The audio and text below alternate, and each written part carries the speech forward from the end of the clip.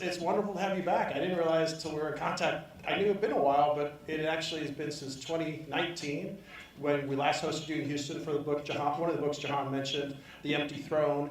I don't want to spend too much time on it, but this is a perfect time to kind of have a follow-up to it. You were discussing, in essence, the incredible post-World War II world order the United States built, especially in terms of defensive alliances and kind of the economic and trade framework that would shape the world in the decades to come, and largely benefited more than any other country in the world, benefited the United States.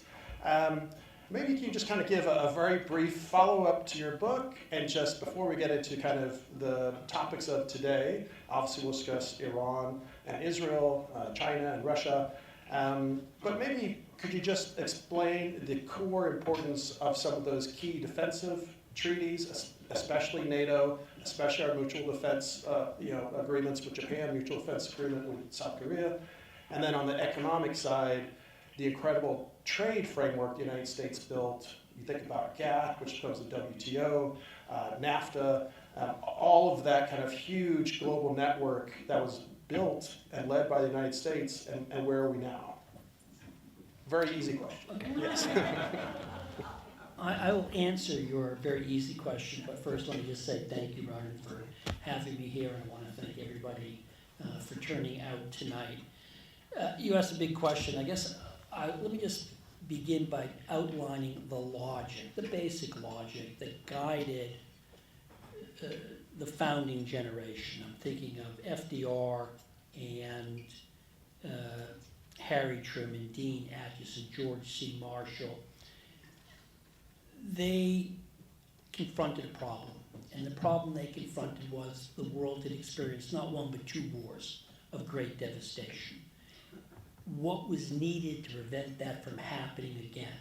Their diagnosis of World War I and World War II was that it was fueled by nationalism that was in turn fueled by cutthroat, beggar-thy-neighbor economic policies. Their belief, and the third element, that the United States had sat out the interwar period and believed that it could just let problems stay over there, they would not come home to roost. Turned out not to be right. So the logic of creating what is sometimes called the liberal international order, or the rules-based order, it's really the American-led order, was premised on the idea that the United States realized, one, it had an interest in Europe in particular, but it had interest globally. Number two, that looking out at that world, the United States would be best off if it had friends, partners, and allies. In essence, there is strength in numbers. Third, it's a realization that at the end of the day, to get something, you had to be willing to give something. And those are sort of the animating logic behind what it is that FDR sort of sketched out initially, and Truman and his advisors actually built, and people like Dwight D. Eisenhower institutionalized. And it was predicated on these notions, and it was remarkably successful. And indeed, we ended up winning the Cold War and thought we could spread our virtue even further. Now, we can talk about why the promise of the early 1990s, the world that George H.W. Bush gave us, didn't pan out quite that same way. But that was the basic logic. And it is a logic that the current President of the United States is quite open in saying is fundamentally flawed and has impoverished the United States rather than enriched it. And, turning to, at this point, almost maybe 80 years of this incredible framework the United States built, as led as much by Republican presidents as by Democratic presidents. Obviously, you think of someone like Eisenhower, you think about Reagan, both in terms of defense alliances, but also in terms of economic growth, open markets, free trade, helping lift all boats. Where do you see, and it can be hard to define, and how might you define Trump's foreign policy, and maybe in particular, is there a difference between, we're only 6 months in, but between his first term and his the term that we've gotten into now? I mean, it's a difficult thing, but but how would you assess or define his kind of defining kind of principles or tenets to guide him? There are at least three different questions there, so let me just try to break them down. And let me begin first with the issue of how is Trump 2.0 different from Trump 1.0?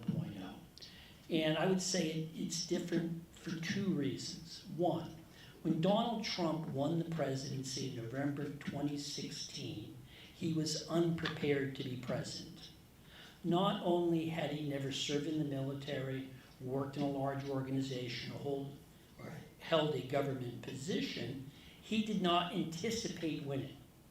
And indeed, he hadn't prepared for the presidency. The one person who had been charged with staffing up his administration, Governor Chris Christie of New Jersey, he fired days after the election, and they took all of the notebooks that Christie had generated and dumped them in the trash. Second time around, January of 2021, Donald Trump knows how to be president. He's done the job. He understands what the levers of power are.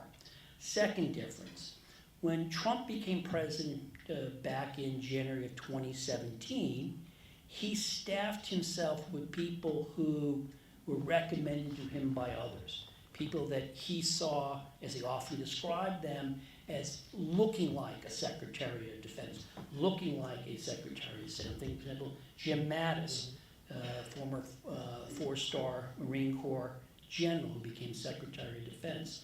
Rex Tillerson, the very accomplished CEO of ExxonMobil, who became Secretary of State.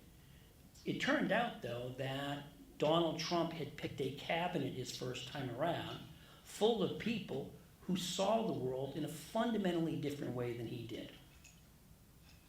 And indeed, they spent much of their first year trying to, if I can use a sports metaphor, coach Donald Trump up in the ways and logic of the American-led order. Famous instance in July of 2017, they get the president to come over to the Pentagon, and the whole idea is to get him in the Pentagon. He goes into the tank, it's where the Joint Chiefs of Staff meet on highly classified information, and the idea is to give him a tutorial on why the liberal world order makes sense and why his attacks on it are misplaced. And they go at it for about 50 minutes of briefings in traditional military style. They're not done by generals, but by captains and colonels, and they try to walk the president through all of this.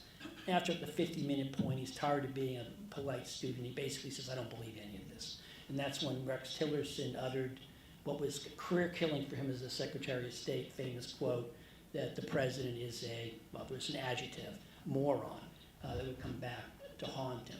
The lesson Donald Trump took away from his first term is not to surround himself with people who see it as their job to basically act as guardrails around him. He didn't want a repeat of what was called by a lot of media people at the time the axis of adults. He wanted people who were simply going to let him do what he wished to do. And that is the cabinet he has this time around. As you mentioned, General Mattis is not there. Rex Tillerson, General McMaster, his second national security advisor after General Flynn's 22 days. Those guardrails are off, and it seems like the most essential quality is not necessarily experience or knowledge or time in a region or expertise, but loyalty to the president.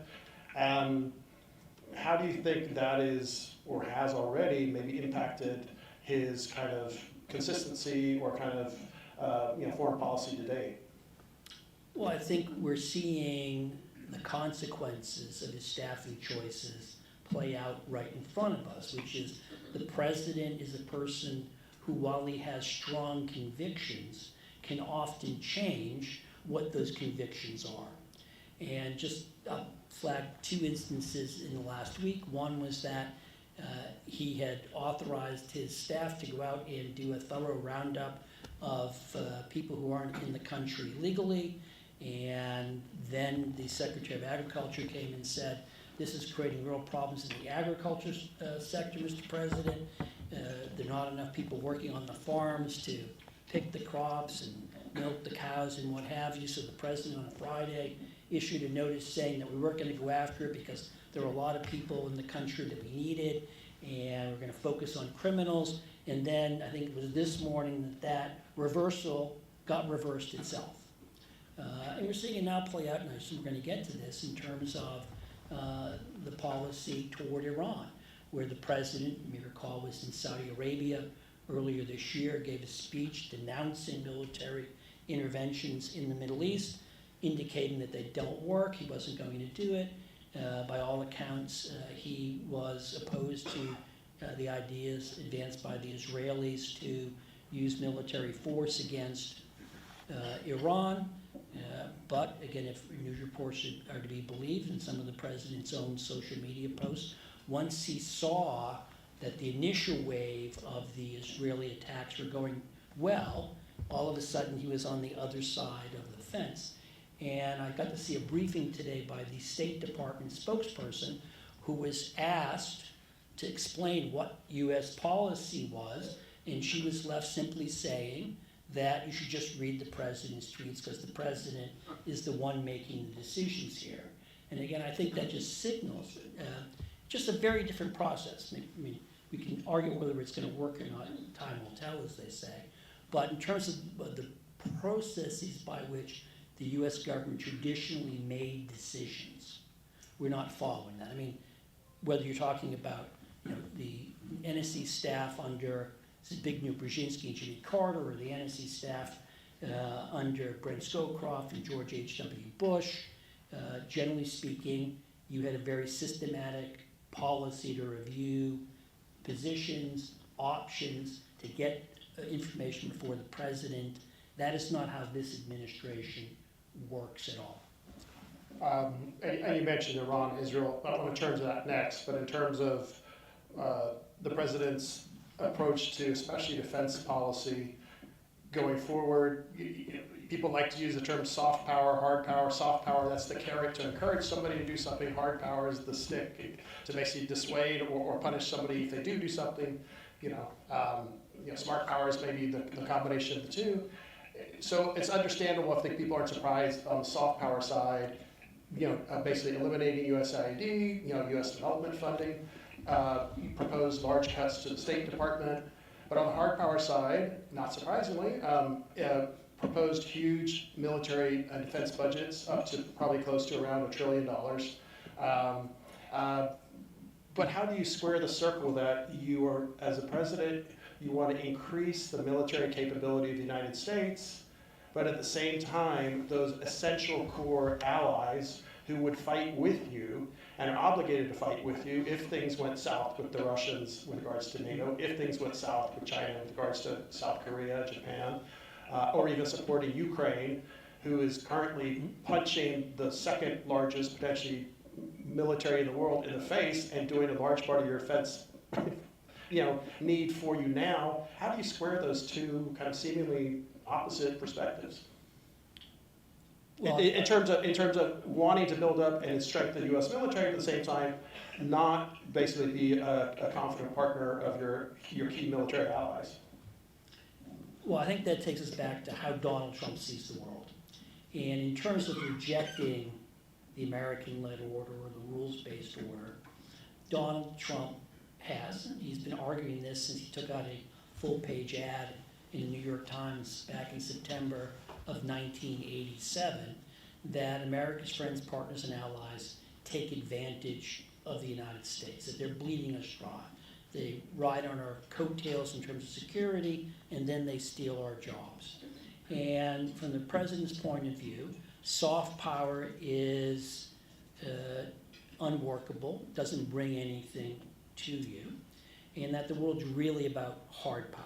In some sense, Donald Trump is a throwback to, let's say, the 19th century in great power politics. Or if you prefer, all the way back to the time of the Athenians and Thucydides and the so-called Melian dialogue, when the Athenians told the poor people of Milos that the strong do as they will, the weak suffer as they must. The president's deeply skeptical about soft power. But I don't think the president sees the contradictions you do, because the president would say a couple of things. One, I want to spend a lot of money on defense because if we are very strong, it will deter all others. Peace through strength.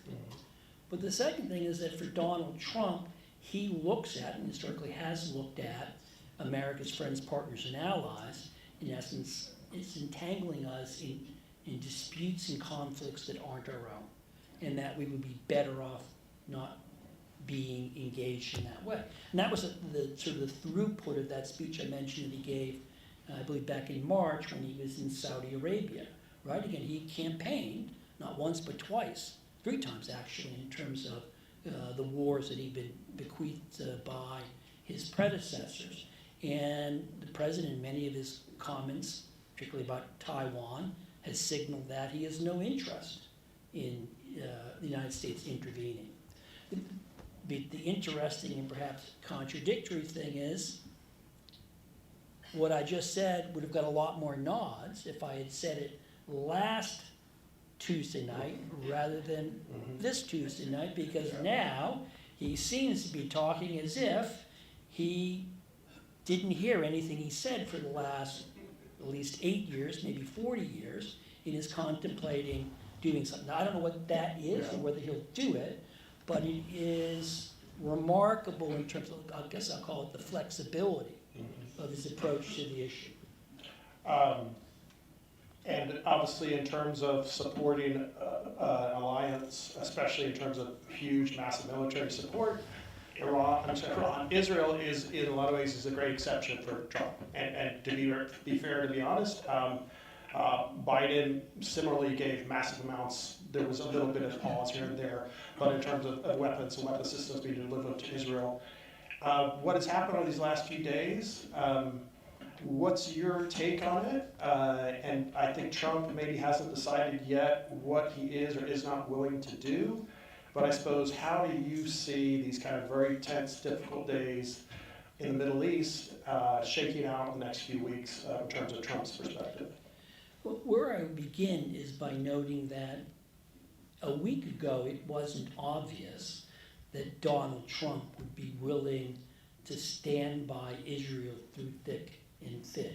Indeed, there was a lot of speculation that Donald Trump might be the president who was willing to say no to the Israelis. And again, think of it, the sort of reporting, the president's comments up until middle of last week suggested that he didn't want the United States involved in military operations in the Middle East, that he was working to block the Israelis from launching their attack, and the Israelis, at least according to reporting that was up through Saturday of this past weekend, in essence said, no, we've got new intelligence, we have to do it. And if you recall, the administration's initial response to the Israeli attack or attacks was to deny any involvement. This was Israel acting on its own, we were not part of it. Now, the commentary coming out of the White House has changed over time, and I don't know how much of that reflects genuine change of views, whether it's just a change in messaging, and lots of possible explanations here. But now the administration is faced with the choice. Does it openly participate or not? And I don't know what the outcome of that decision is going to be. What I would say is most interesting, and this gets back to your question about how Trump staffed his administration. As best I can tell, none of the people in senior level positions in the U.S. government, other than the president, have actually been through this kind of crisis or stress test. And one of the things, this happens for almost all administrations, is that, generally speaking, you don't handle your first crisis well. And you don't handle your first crisis well because crises are always a shock. You find out certain people who you might have thought were going to be good, solid citizens just don't bring it at crunch time, so to speak, because you're not used to sort of coordinating with everybody else. The added thing that's happening here, of course, is that it's coming at a time in which The government is not fully staffed up. Let me step back a second. I don't think most people understand that the senior levels of government get emptied out when you have a change of administrations, particularly when you go from one party to the other. And our focus is always on who's going to be the Secretary of Defense, Secretary of Agriculture, National Security Advisor. Those are the top level appointments. But a lot of the positions underneath them aren't populated. You may not get, certainly the Senate confirmed positions filled until September, October of the first year of a presidency. Now add on top of that an administration that has let go a lot of people.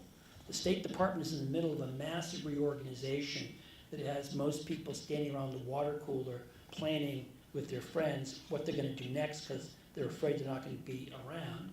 The National Security Council staff, where I once served a long time ago, has been more than halved in size. And so the real question is, what kind of information is getting to the president? Is the right information getting to the president? Is it getting to the president in the right form in a coordinated fashion?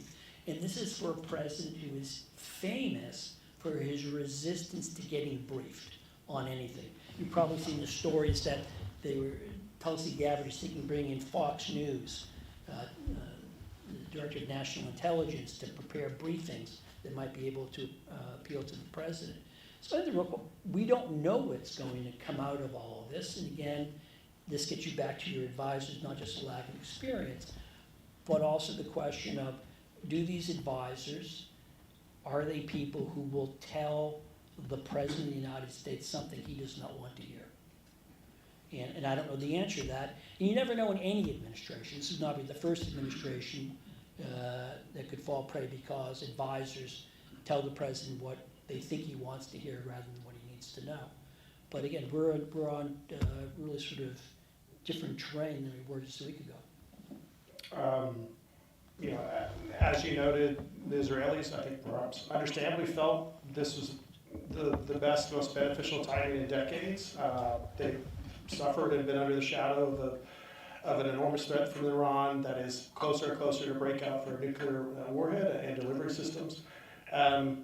So they felt they had to go now. After the war in Gaza, they have largely decimated Hezbollah, decimated Hamas. Also Assad's gotten in Syria. A lot of things have kind of gone to diminish Iran's natural allies. It's a much more permissive environment, as they say. We discussed about Israel and the United States obviously coordinating with each other in advance, the United States not wanting to be involved directly militarily.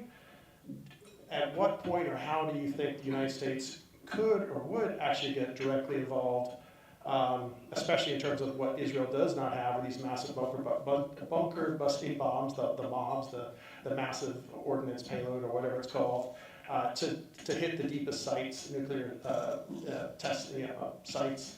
And if the U.S. does get involved, what happens to the entire region and where does it go from there?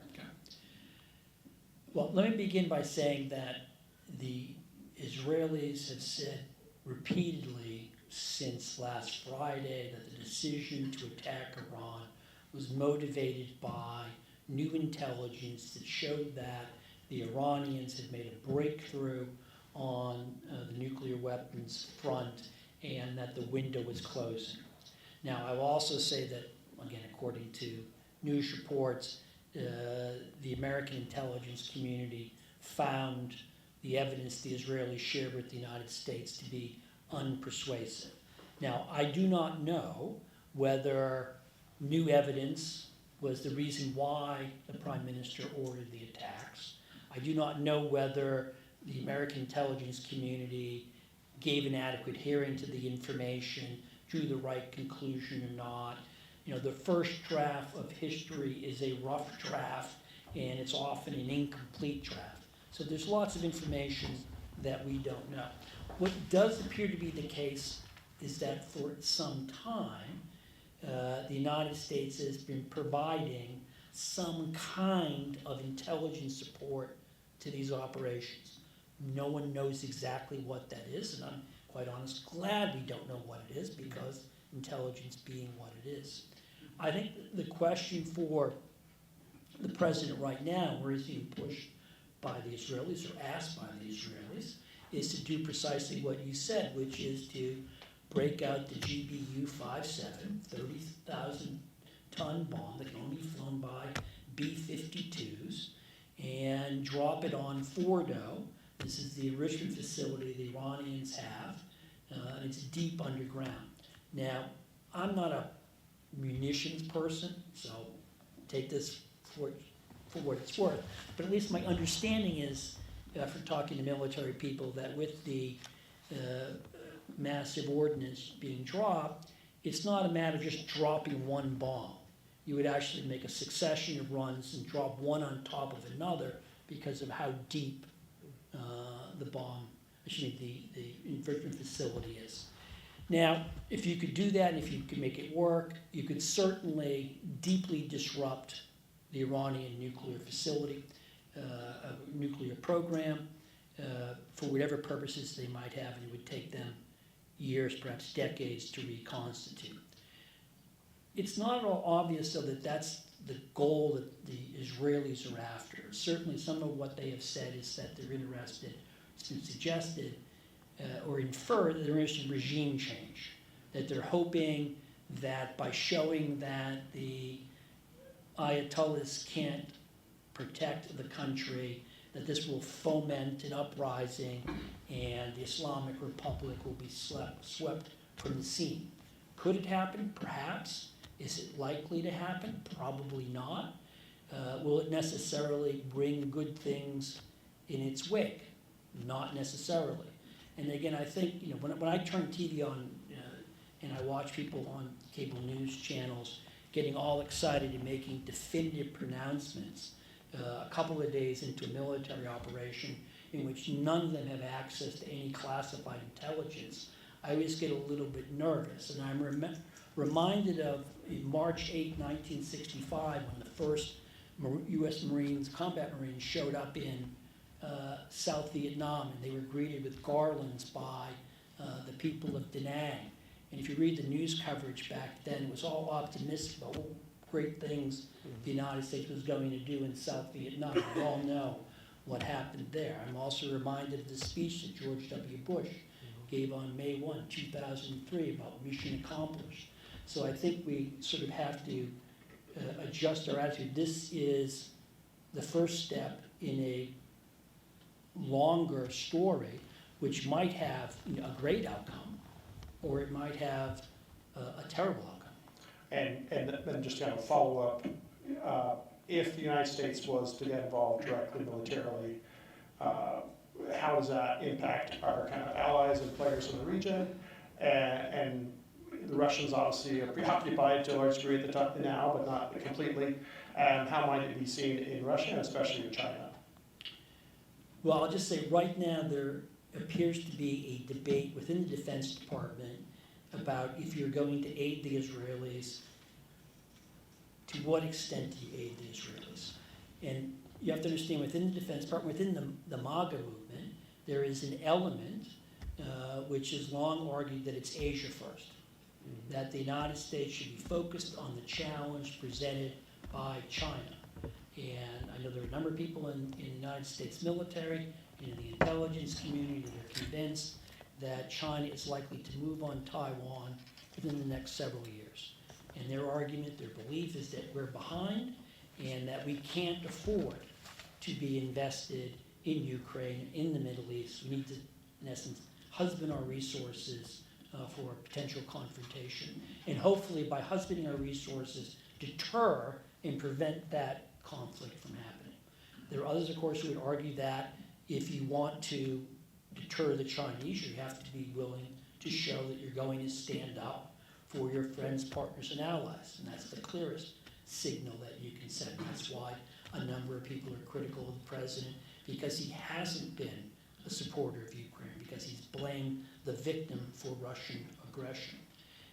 I don't think it's on the table for President Trump to put U.S. ground forces in Iran. I mean, that would seem to be a very long way away from where he has staked out his ground. But certainly, the United States, again, as I suggested, as best we know, is already providing intelligence, surveillance support to the Israelis. It's relatively easy for the United States to provide further airstrikes. Though again, at this point, the question becomes, strike what? And I just note right now that the Israelis have been very sort of determined in the targets they have gone after. They have gone after really two types of targets. Nuclear facilities and the infrastructure that supports it. And they've gone after senior Iranian leaders. But they haven't, for example, gone after the Iranian oil and gas fields. That would be the easiest thing for them to do. They could shut down the entire Iranian energy sector. My guess is, and this is solely a guess, is because they are worried, A, that will drive oil prices through the roof, which will create problems, particularly with the one individual whom they're trying to get 30,000-pound bunker busters from. I think what they're also worried about is if you do that, then you really have put the Iranians up against the wall, and then you worry that they may try to block all oil coming out of the Persian Gulf, which takes you again back to the problem about getting American support. So the Israelis have not been indiscriminate. Okay, what we don't know is to what extent they still have a very rich target set, because we don't know, A, how effective these bombings have been. I mean, the fact that you see huge plumes of smoke doesn't mean that you've knocked out or destroyed the target that you're going after. But the other thing is, particularly for clandestine facilities, you do not know, for example, if you took out the power facility that feeds the uranium enrichment in Natanz, which unlike Fordo is not deeply underground. It's possible if you just destroy the supply of electricity, you destroy the centrifuges. They're incredibly sophisticated pieces of equipment. They're running, and if all of a sudden no energy, no electricity, boom, they're down. And you don't just call up centrifuge repairs or us and have them come in and sort of rebuild them. So we just don't know. But the question is, are the Israelis interested in expanding their target set? Could they get the United States to go in on with them on expanding the target set? But the reality is right now that certainly in the western half of Iran, the Israelis own the sky. Full stop. They don't need our help on that score. We mentioned, obviously, if you had a dramatic increase in global oil prices, Vladimir Putin will probably be delighted. The United States is not happy. The other big player, China, is not going to be very happy at all. To get back to something we opened with in terms of the global economic order and trade policy that the United States established in the decades after World War II, how do you see kind of the status of, I don't want to call it the tariff wars, but the trade and tariff wars, especially in regards to China, kind of we're threatening this, that, and the other. Now we're negotiating, things are looking positive, kind of going back and forth. And to be fair, to be honest, in the lead up to the 2016 election, Hillary Clinton, because she thought it was a good move to get more votes, she completely did a 180 on the Trans-Pacific Partnership, which would have set the trade framework for the Pacific largely, for the U.S. to lead it. She said, I will pull out of it. Trump himself, pulled out of it. Where do you see kind of our kind of future trade struggle and kind of quest for leadership, global leadership in trade versus China? Well, let me begin with the observation that what we are learning this week, last week, is that we in fact live in a globalized world. And one consequence of living in a globalized world is that there is deep interconnectedness, and that you are tied to other countries in ways you might not want to be. So one example of that, just speaking specifically of China, is that the President of the United States discovered, after imposing his Liberation Day tariffs on China, that the Chinese control a crucial choke point in the global economy, and that is critical minerals. Okay, the president's diagnosis that we're bigger, we have a better economy, we buy more stuff, so we win, had that fatal flaw. And that fatal flaw was they may have been weaker than us, they may be weaker than us, but they have something we really need. Sort of like, if I'm more powerful than you, but you control my access to oxygen, I have a problem, even though I am very powerful. Likewise, in terms of looking at what's happening in the Middle East, if oil prices go up, that benefits Russia, makes it easier for Russia to sustain its war on Ukraine.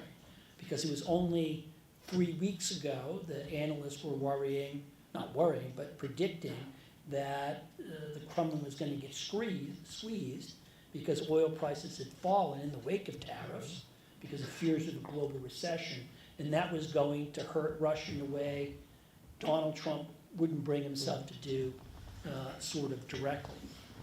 So I think we're in this world, we're trying to sort of navigate our way out of it. That takes us back to, I think, this desire that makes sense, that the United States needs to find ways to reduce its vulnerability to adverse economic actions, not necessarily its sensitivity, but its vulnerability. So, for example, I'm always amazed that people ask these questions after something becomes obvious, even though if you've been reading for a long time, it's been obvious for a long time. And they're dealing with critical minerals. You can do two things. One, have a critical mineral strategic stockpile, but number two, work to make sure that China doesn't have sort of a stranglehold over the production of critical minerals. I'll point out that China dominates, has this choke point, not because China has all the world's rare earth minerals or critical minerals, but because the Chinese have gone around the world, bought mining interests, and pretty much the West got out of the business of critical minerals. You have to reverse that. But that takes us back to the bigger issue about trade. And to me, my vantage point, and you talked about what Secretary Clinton did, trade is a scapegoat of American politics. It is a scapegoat for Democrats, it's a scapegoat for Republicans. Maybe the one issue They can agree on it. where it's bipartisan. And I think it's bad bipartisanship. I think one of the reasons everyone likes to blame trade is because when you blame trade, in essence, you're the victim, someone's done something to you. Our problems are not the result of the bad decisions that we made, but because of the nefarious, underhanded behavior of others. And I would actually argue, if you look at sort of America's economic problems, for me at least, technology would be way down the list. It's not trade that forced us to run, or is forcing us to run huge budget deficits. It is not trade that forced us to underinvest in infrastructure or in education. It is not trade policy that led to a tax code that encourages companies to book their profits overseas. I can go down this list. It's not trade that means that Detroit can make a car with many fewer workers than it did 50 years ago. And again, I don't think as a country we are having an honest conversation about the roots of our problems. It's a lot easier just to blame the Chinese or blame unfair producers because we're off the hook and don't have to do any of the hard work. And if we have these cards on the table, if anyone wanted to ask a question, and my colleagues will collect them, we'll get to as many as we can at the end. But in line with that, a related topic, can you talk about the kind of recent phenomenon, something that never would have been discussed 10 or 20 years ago, but the idea of the US dollar maybe no longer being the sole reserve currency for the world. And by that I mean the primary economic instrument that major contracts would be done in, that countries would make reserve or kind of protective investments, U.S. bonds. What do you, is that kind of still a little too far blown, or are we getting to that point where that's actually maybe, even if unlikely, a possibility? A French finance minister who became president of France once talked about the dollar's role in the global economy as an exorbitant privilege and benefit to the United States. Now, I get to go around and talk to a lot of people in the United States, Texas, Washington, Massachusetts, Iowa, New Mexico, and most people I get a sense, because we do all of our work in dollars, don't have that much exposure to the importance of the dollar as the global reserve currency. But one of the great things it means is that, again, you said, all of our transactions are in our currency, which, among other things, minimizes any kind of currency risk. Mm-hmm. Okay, as somebody who was in Greece when President Trump launched Liberation Day and discovered that every time I bought another cup of coffee, it cost me more in dollars than it had just a couple of hours ago, I became, got a first-hand taste of what it's like to be exposed to currency risk. I think the risk to the dollar's status as a global reserve currency right now comes from two areas. One is we have weaponized the dollar. Whenever something happens in the world, we talk about sanctions, and we wheel them out because Edward Fishman, wrote a great book, came out earlier this year called Choke Points. Eddie worked on this issue in a couple of administrations. And he documents that we have this powerful weapon because this international banking system, for the most part, has to go through the United States. So we can simply say, if you don't do what we like, you can't go through this system. Mm-hmm. And it's very, very powerful. The problem with having a weapon that powerful is each time you use it, you give people a reason to want to find a way to escape that trap. They don't have to be sanctioned. They just have to think, ooh, this could be used against me. And I think quite clearly the Chinese are very interested in trying to find a way to escape this dollar trap, and they're doing it with bilateral swaps, and there's a lot of talk about how cryptocurrency, I know nothing about cryptocurrency, so I will stop there, I'll just say the word. Okay, so that's one source of problem. I think the other source of problem is people's concern about the reliability and financial sustainability of the United States. Something very interesting happened after Liberation Day, April 2nd. All standard economic theory and past practice would have suggested that Treasury yields would have dropped. Because usually when you have a crisis, the reaction is everybody buys dollars. They seek refuge in the dollar. And that didn't happen. And it said a lot of people in my business who'd spend their mornings, afternoons, and evenings thinking about this, really scratching their head. Now, perhaps it was to some extent because a lot of very powerful financial institutions may have been caught in a position where they had to liquidate things, and the easiest thing to liquidate are treasuries because it is a very deep and liquid market. But I think other people are really concerned that countries are looking for options, that they're worried about the debasement of the dollar because they look at our fiscal position. It's not great, and it's getting worse by the day. Just one factoid, we spend more each year on servicing the interest on the national debt than we spend on the Army, the Navy, the Marines, Coast Guard, Space Force. And that's a great concern. So I think there are real concerns about that. And if the dollar's centrality were to be whittled away, that would be another headwind for the American economy. But do we know it's going to happen? Here's the good news. The good news is that it's actually hard to create a currency that people want to hold. So it's sort of like, we're the brightest bulb in the chandelier, and that could sustain us for a long time.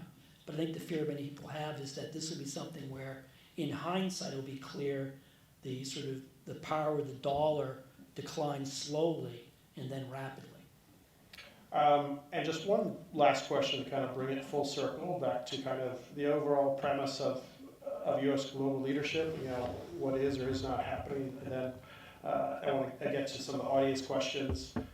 You mentioned at the start a lot of the efforts by FDR, by Truman, by Eisenhower, many who built this global world order, it was from the fear and the concern about the interwar period where the United States was greatly isolationist. We were greatly isolationist before World War I. We only joined about halfway into it. World War II, it almost kind of amazes me is that not just did we stay out, but even after Pearl Harbor, we declared war on Japan, but we didn't even declare war on the Nazis. Hitler declared war on the United States, not the other way around, which to me is kind of crazy. There are isolationists, obviously, within the Democratic Party. Traditionally, we think of Reagan, the Bush-Baker type Republicans, a strong national defense, and engaged foreign policy all around the world, supporting allies economically and defensively. Is this new kind of populist trend at the heart of some of perhaps Trump's base of this kind of big push for isolationism? That is kind of the opposite of the party of Reagan, you think of stuff like that. Is this, do you think, temporary, that once he's out of office, it could kind of, Republican Party will get back to where it has been? Or has the outlook of the Republican Party been fundamentally changed, do you think?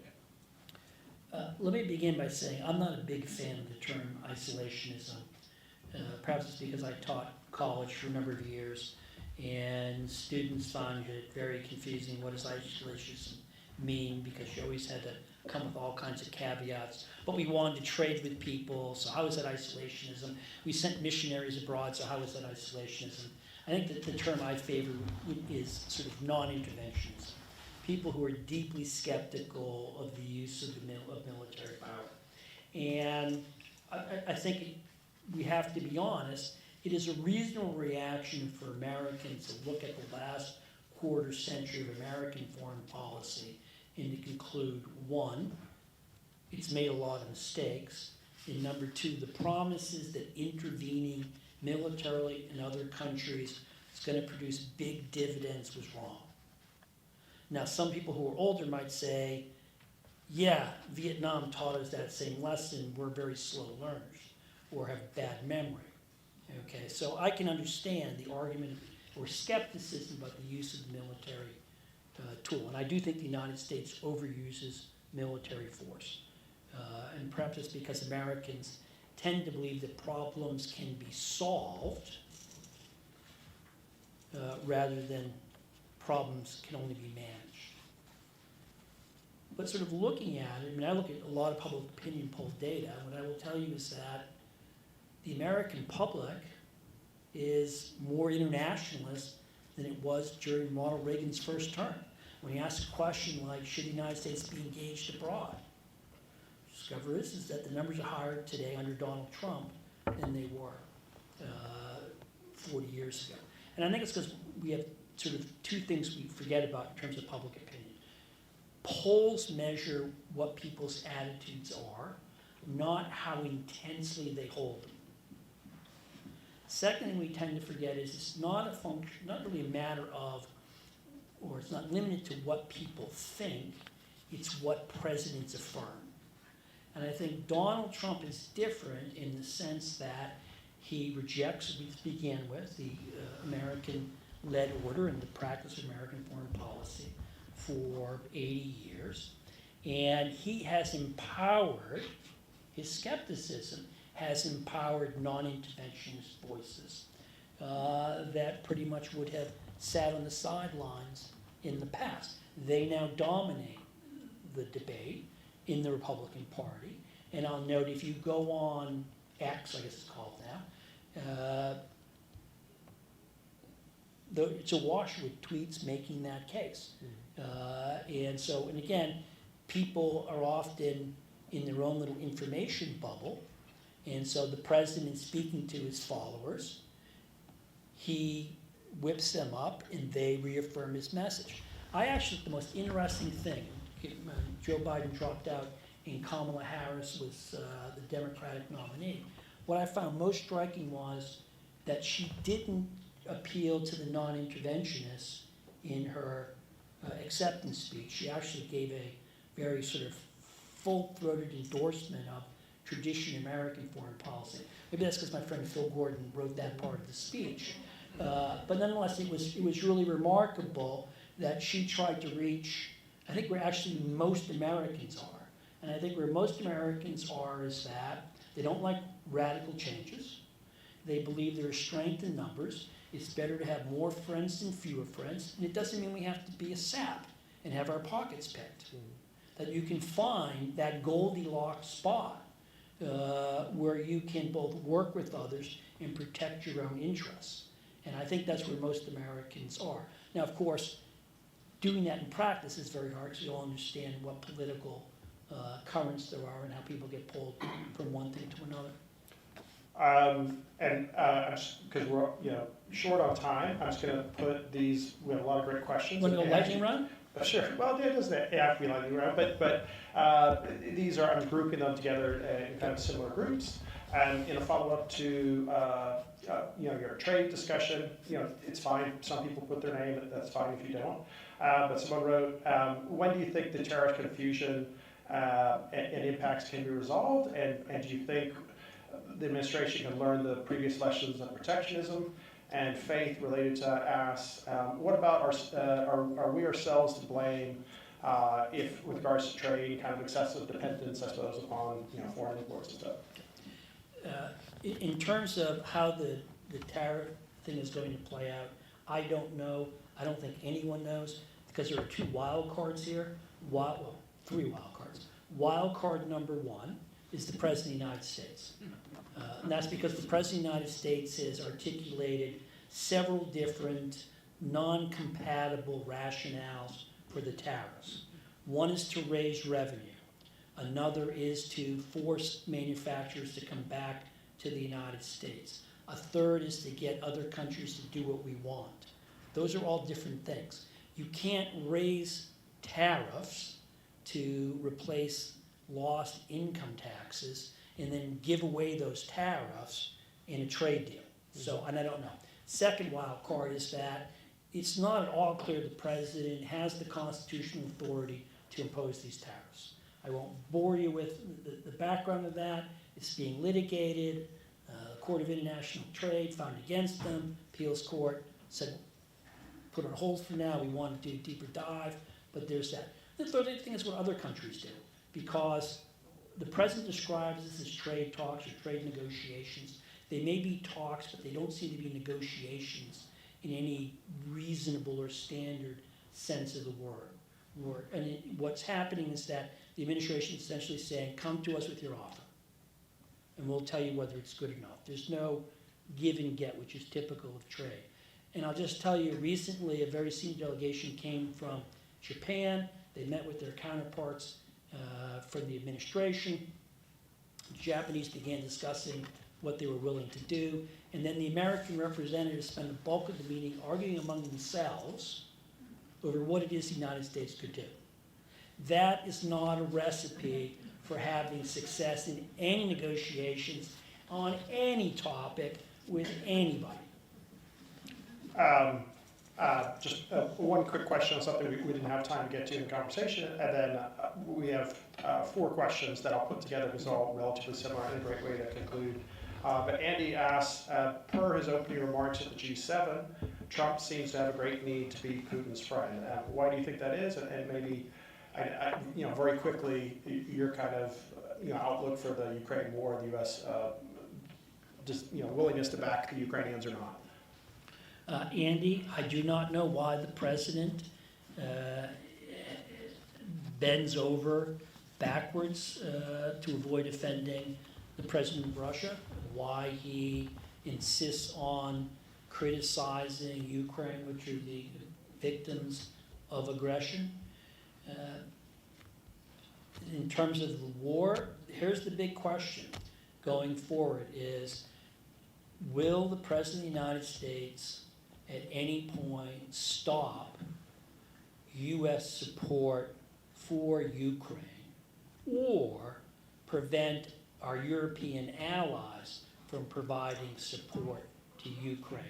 One of the very interesting things so far is that the President, despite his skepticism about Mr. Zelensky and about Ukraine, has declined to turn off the pipeline of weapons, which are authorized by Congress, which passed the $60 billion bill last year. Most of those funds will be spent in the United States, by the way. Likewise, except for a short period of time, he hasn't cut off intelligence support for Ukrainians, which is very, very significant. But that could change. I will note that 2 weeks ago, the President, for the third time, gave President Putin 2 weeks to get with it. We're now at the end of the third 2-week period, but I haven't seen any indication that he's going to demand anything from President Putin. And it's very clear from Kremlin talking points that the Kremlin is more than happy to end the war, but only if it gets everything it asks for. These are 4 great ways to conclude. It may have a near-term outlook and a little bit longer outlook. This one doesn't have a name, but someone asked, when will the U.S., where will the world/the U.S. be in 2 to 3 years? Can we get through this period of crisis? Tamara asks, do you anticipate a return to the rules-based order once Trump is no longer in office? Similar to that, Doug asks, given all that you said about the outlook 4 years from now, where do you see us, after the Trump presidency? And a little longer timeline, Caitlin asks, what do you think will be America's greatest challenge, the next 20 years? Last question, easiest one to answer. The biggest challenge the United States is going to face in the next 20 years is itself. I mean, I view us as a country that's been dealt a great hand, and we're playing it badly because we're too busy arguing among ourselves about what's going on. And I would hope there's some political figure that can help us realize that we can accomplish a lot more working together as opposed to being at each other's throats. Where are we going to be in 2 or 3 years? Again, I think my crystal ball is cloudy. What is it that Yogi Berra said? Predictions are hard to make, especially about the future. I think that applies over and over again to this situation. Because, again, I'm trained as a social scientist, and so I was trained to think in terms of the great forces of history, technology, the development of new social classes, demography is destiny. But history is also shaped by individuals and the choices they make. And if there's one thing that history tells us, is that sometimes leaders make really smart decisions that create new opportunities. And other times, leaders make really bad decisions, which take you down very dark roads. And I think there are going to be a lot of decisions made in a lot of capitals. I mean, it's very easy for me to tell you how this can all go belly up. Expanded war in the Middle East, more terrorism. The Chinese begin a coercion campaign against Taiwan. India and Pakistan go to war. Nuclear weapons get used. Okay, global recession. All of a sudden, the climate crisis intensifies. I mean, I can write a pretty dour, sci-fi dystopia. Mm-hmm. But the flip side is because people have choice, they have agency, there's also the real potential that we can get ourselves out of this. And I guess what I'll just simply say, I don't have a prediction for you, but I do have a hope, and my hope is that we, not just people here in the United States, but others as well, choose wisely, because there is a lot of potential out there for all of us. Just before we wrap up, just kind of always like to let you guys know what we have coming up, and some of it relates to a lot of things Jim has discussed. Some of you actually are students from the Institute, our kind of courses for professional development or adults who want to learn about American foreign policy and what's happening in the world. This current session we're in is called Dictators, Democracies, and Difficult Decisions. On Monday, we had the Consul General of Ukraine. Today, we had a great guest, Venezuelan opposition politician and co-founder of Voluntad Popular, the party of Leopoldo Lopez, Sergio Vergara, who was also the chief of staff for President Juan Guaido. Tomorrow and Thursday, they're joining via Zoom, but we're having former CNN senior leadership analyst John Nixon. So he was the person who first positively identified Saddam and actually interrogated Saddam with a colleague for the first 5 weeks. And on Thursday, somebody that you probably know well, former Deputy Secretary of State and former U.S. Ambassador to Moscow, John Sullivan. So it's kind of fun if you're interested and you like, knowing what's going on in the world, and a fun way to do it. Everybody gets an A. It's the homework's not too difficult. Related to what Jahan mentioned, something fun and kind of different, but maybe a little bit of ways of like how did the American mentality get developed. We have a best-selling author of Texas Monthly, a journalist, Brian Burrows. For that will be a program called The Texas Gunfighters, How Texas Shaped the West. And it's amazing to learn the real history behind the actual Wild West. It's kind of cool. Related to, you mentioned India and Pakistan, we'll have Ambassador Pelletier, former U.S. Ambassador, and he was also the DCM, the Deputy Chief of Mission, the #2 in Delhi for a number of years. And related to something that's also in the news, July 29th, we'll be hosting a Salvadoran journalist called Gabriel Labrador, talking about the good and the bad of Bukele devastating and reducing the power of MS-13 and other gangs, but the trade-off for democracy and human rights. He himself has had to flee, I think, El Salvador the last 2 or 3 weeks. And then a little bit further forward, it's not on our website yet. And again, I do not agree with everybody we host. We're going to host former Iranian ambassador Sayed Mousavian for a very interesting perspective from the Iranian perspective.